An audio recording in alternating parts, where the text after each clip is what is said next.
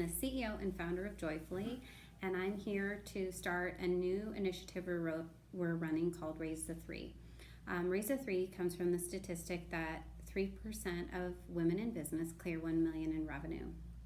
And when I first heard this statistic, I was really shocked. I didn't think that what I was doing with Joyfolie was really that unique or rare. And then a few weeks later, I was at an executive summit for CEOs, and I was surrounded by 500-600 men, and went to a women's breakout session and was again shocked and surprised to find only about a handful of women were leading and operating a team as I was and running a company.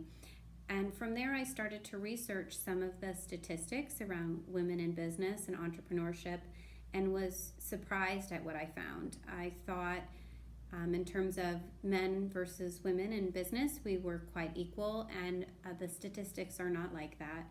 And additionally, as I was growing the company, I absolutely felt overwhelming times of struggle, loneliness, isolation, and all these experiences culminated in motivating me to do something to help make a difference. And so from there came the idea of Raise the Three.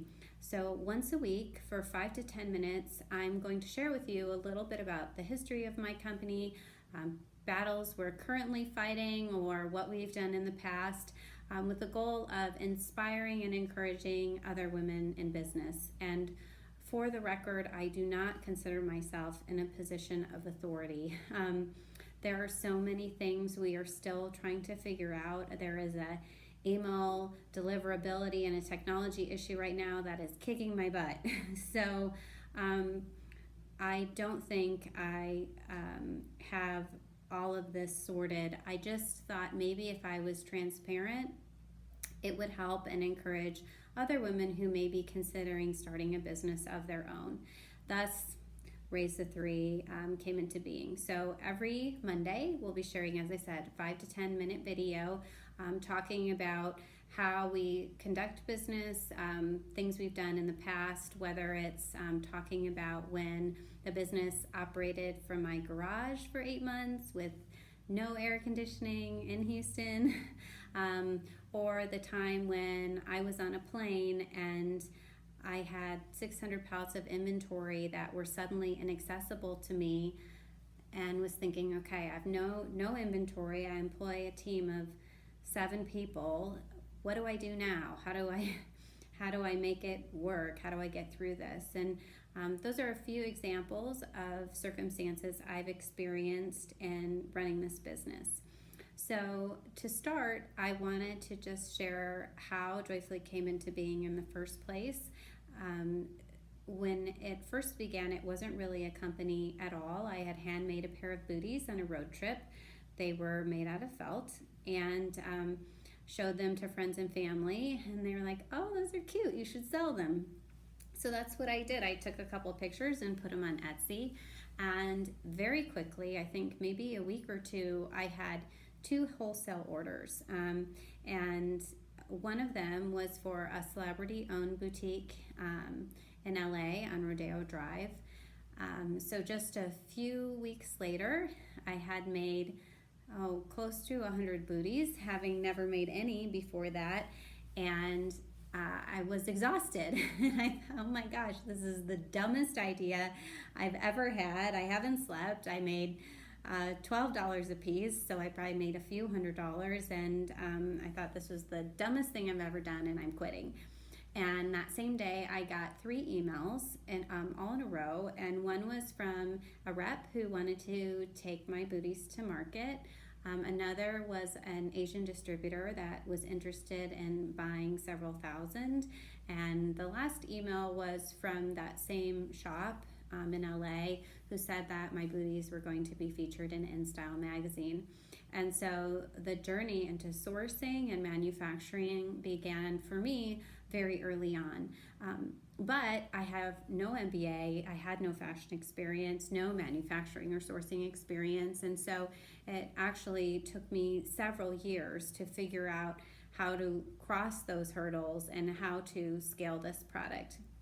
But in the interim, I handmade the product. At first, just myself, and later I paid a few gals by the hour to help cut or sew the booties. And so I actually have a pair here.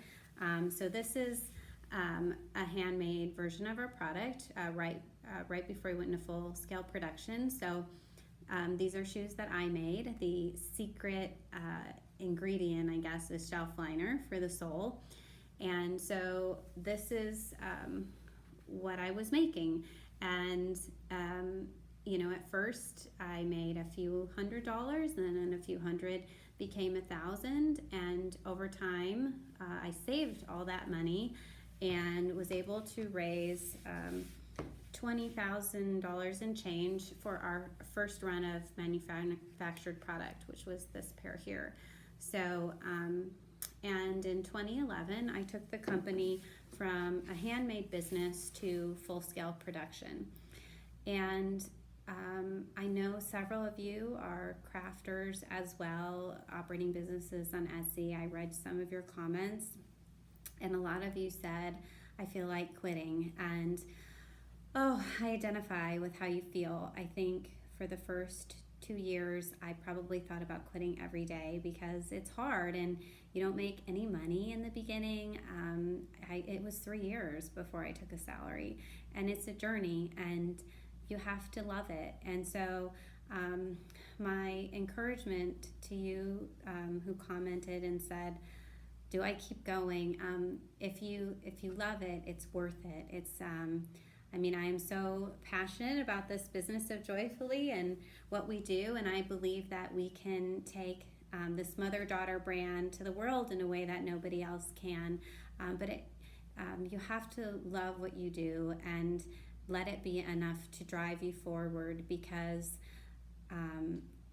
over time you can scale the business and make a good income. It will never be enough. It is entrepreneurship is fueled by passion, and you have to love it and believe in what you can offer more than anyone else. So to those of you who are struggling, I encourage you to keep at it, and I want to share some of the things that helped me in that journey, in particular goal setting. Sometimes I'd get frustrated and feel like I'm not making any progress, and then I'd find an old to-do list from 6 months ago and realize I was much further ahead than what I thought. So once a week for 5 to 10 minutes on Monday, I'm just going to talk a little bit about some of my journey in business, whether it's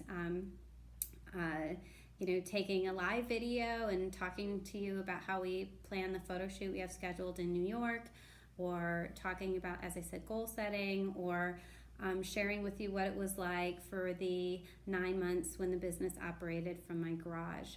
Those are all issues and topics that I want to share with you, and again, not coming from a position of authority, but in the hopes to encourage other women in business and build a community, because it is hard, and I just think that there should be more of us out there. So I hope that you will come back next week around the same time, and we'll talk about what it was like when I converted the garage into my office. So I hope to see you next week.